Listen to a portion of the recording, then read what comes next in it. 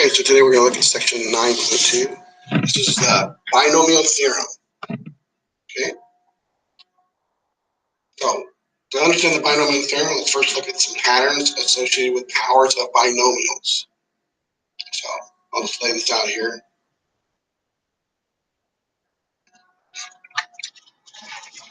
A plus b to the 0 power is 1. A plus b to the 1 power is like this. And then as I do all the rest of these right here, take a look at this. What I want you to do is when you look at this, I want you to take a moment, pause the video here, and see if you can see what kind of patterns do you notice. Okay, so let's go ahead and pause right now, look for patterns, and we'll talk about them here in just a second.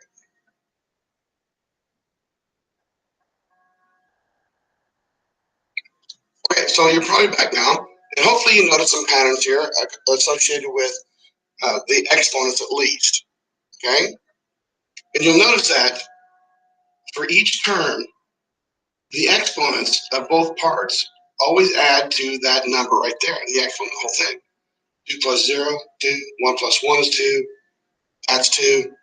In row 3, 3, 3, 3, 3, and so that's the pattern. The next one here is the first value here, A, starts off with all the exponent, and B starts with none. And then as this one decreases, B will increase. So they're in opposite directions of each other. So that's another little pattern here. There's a pattern in the numbers, and we're going to look at that here in a little bit more detail here in just a moment. But for right now, the binomial theorem is basically this kind of thing. How can I look at this and write that without having to go through the process of, like we did in the past, where you have to write them in parentheses. Like for this right here, we would normally have to write A plus B, A plus B, and then we distribute and multiply all that, combine like terms. And then when you get to 5, you got to do 5 of these. So it gets really complicated. It takes a long time to do. And so the binomial theorem is a process that will allow us to get there quicker. It's just a matter of looking at patterns. Okay? So we did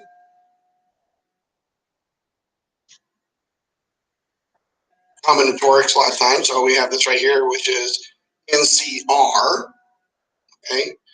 And so what I asked you to do in this real quick, and I have the numbers sitting here, is let's figure out what each one of these things is. So if I have 5 objects and I take R at a time, so 0 at a time, 5 to 0, well, that can only happen one way. If I have 5 objects and I take 1 at a time, that can only happen 5 ways. And so forth and so on. You can check these on your calculator, and these all give me these numbers right here and like this. And what we should notice is these numbers are the coefficients on row 5. So when the exponent is a 5,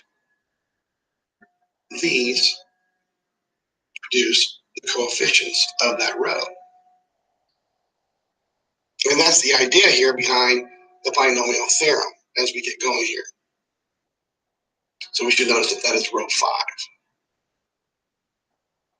What is a binomial coefficient? The terminology here. These are the binomial coefficients right here.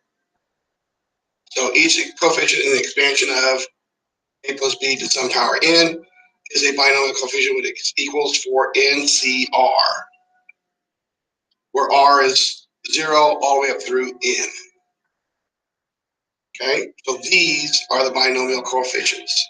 That's what they refer to.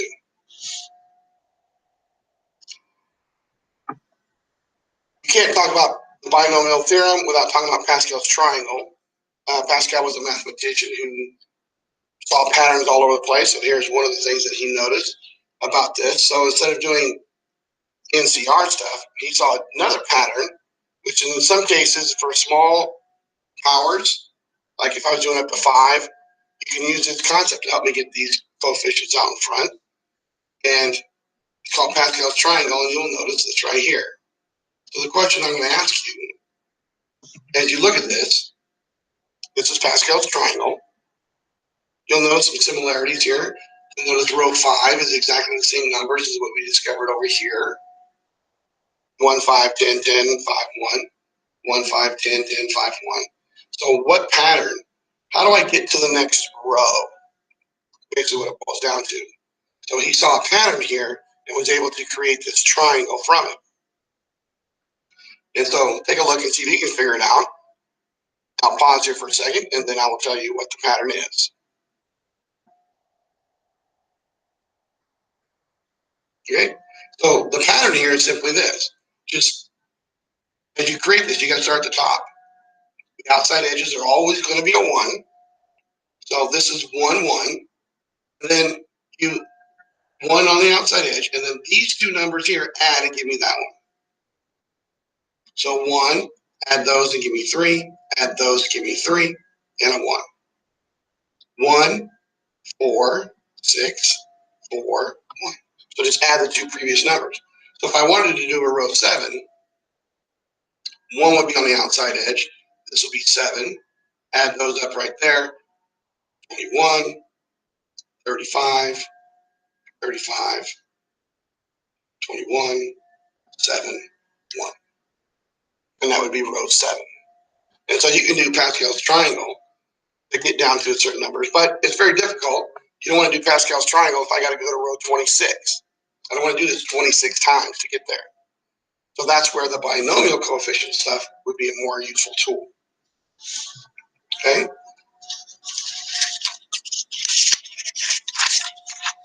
So here's the binomial theorem. Based off all the patterns we just saw, the expansion of this binomial to a power is NC0, a to the n, and then the a exponent will lower by 1 each time, all the way down to where it's gone. The b will increase each time until it gets all the exponent of n. NC0, NC1, NC2, all the way up until I get NCn. The general term in the middle, so all the terms can be generated by this expression right here, NCr, and r being whatever one I'm looking for. A to the n minus r, b to the r. So whatever that r is, that's the exponent on the second half, second number. Okay? And then subtract those, and that's the power on that one. So that is the form that you use for the binomial theorem. So here is an example we're going to do right now. How can I use the binomial theorem to help me answer a question like this? This is kind of a question that you would see on a standardized test a lot. It tests your binomial theorem. What is the coefficient of this term? So what is the number that would be in front of x to the 5th, y to the 8th term in this expansion right here? Okay, so we need to figure out what we know the format is going to be. NCR, in this case, A always represents the first quantity. It's going to be n minus r, and then B, which is always the second quantity, to the r. So we know we're going to use this, okay? And so we need to identify n and r. Well, n is pretty simple. N is just the 13. And so r, when you look at this r, what is that number going to be? R is that number that's in front of the second term. The second term is y. The 8 is the r, so r is 8. Once I know those two numbers, then I can use the information to plug into here. Okay, here's how you should do it. It'll be 13, choose 8. Okay, and then it'll be x is the a. The reason I'm doing it this way, I'm showing you this, is because what if there was a number there? What if there was a 3 in front of that x? Then a represents 3x. And then that number 3 in that power is going to be incorporated into that coefficient. So it's important to look at it this way. N minus r, 13 minus 8 is 5. Then the second quantity to the r. And so for my variable expression right here, since there are no numbers in there, that is that. And so we only need to find this piece right here. And we can use our calculator to figure out what that is. And when you do, you find out that you're going to get 1287. So that's how I can use the binomial theorem form to find coefficients of terms without having to expand all the way out. So this one down here is use the binomial theorem to expand this. And this will show you what I was talking about, why you want to look at each piece as in parentheses like this. So let's look at this example right here. So it's going to be pretty long. So we want to find out what is 2y minus 3 to the x to the fifth power. So using our binomial theorem, which I'll refer to you right here, right, and see 0, then the first quantity to the power of n. So this will be 2y is the first quantity. And the second quantity, we can look at it a little bit different here. So there's a couple things you need to notice. In the binomial theorem, it was a plus sign, but ours has a minus sign. So there's a way you can look at this. There's two ways to look at it, and you got to decide which one you like best. The minus sign, I can take the second quantity as 3x, but I have to deal with the minus sign. So if I do that, please note that the minus sign just means that every term will alternate in sign. The first one will be plus, the second term is minus, the third is plus, the next one is minus. It just alternates plus, minus, all the way until the end. And then you don't have to worry about the negative anymore. Or you can think of this as a plus, a negative 3x as the second quantity, and just incorporate that in the problem. And all the signs will work out that way. I'll show you the second way. The first way is pretty straightforward. I usually use the first way, just know that it's an alternating sign. I'll show you how you can use the negative as part of the 3x in the second half. So our writing would be 5, 2, 0, the first quantity to the fifth power. And then plus 5, choose 1, the first quantity, lower the exponent, and then bring in the next quantity. And see, I brought in the negative. And then 5, choose 2, it'll be 2y to the 3, negative 3x squared, and just keep on going until you've done them all. Negative 3x to the third, 5, choose 4, 2y, negative 3x to the fourth. Oh, didn't quite make it, so I'm going to do it underneath here. 5, choose 5. There's no more 2x. It all goes into the negative 3x to the fifth. So that is the binomial expansion. The next step is to go through and figure out all of these numbers.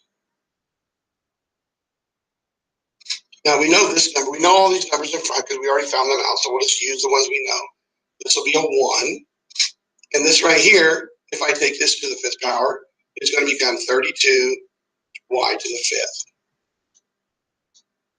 That 5 choose 1 is 5. This quantity here is going to be 16y to the fourth. And then a negative 3x. 10, 8y cubed. And this is negative 3 squared, which is 9x squared. Another 10, 4y squared. And this would be a negative 27x to the third. 5, 2y. And then negative 3 to the fourth power is a positive 81. Still can't get it in there, so I'll write it underneath it. And then plus a 1. And then this is going to be negative 3 to the fifth power, negative 243 x to the fifth. So once I have that, I go back and do all the numbers again, nice and neat, and write it all out. 32y to the fifth. Use a calculator to help you out if you need to. 5 times 16 times negative 3. And you can take my word for it. And then the next number is going to be 720 y to the third x squared minus 1080 y squared x to the third. This one is going to be 810 y x to the fourth, and then minus 243 x to the fifth. And that is the expansion of that. Now, it may seem like it takes a long time, but to do this one by hand would take more of this page than I probably have room for. Because I can only multiply two of these quantities together at a time. And so I have to multiply two of them, then the next two, and I got to multiply those together, and then I still got to multiply to another one of these, and so it gets pretty long in that multiplication. Combining like terms along the way, make sure that you can't make sign errors and stuff. So the binomial theorem for exponents of powers of binomials is much more useful than to use than doing it by hand. So the two types of questions you're going to be seeing is expanding things out like this and finding coefficients of terms in between somewhere. So you want to make sure you know how to do both of those things. And don't forget about Pascal's triangle, and we'll do problems together in class.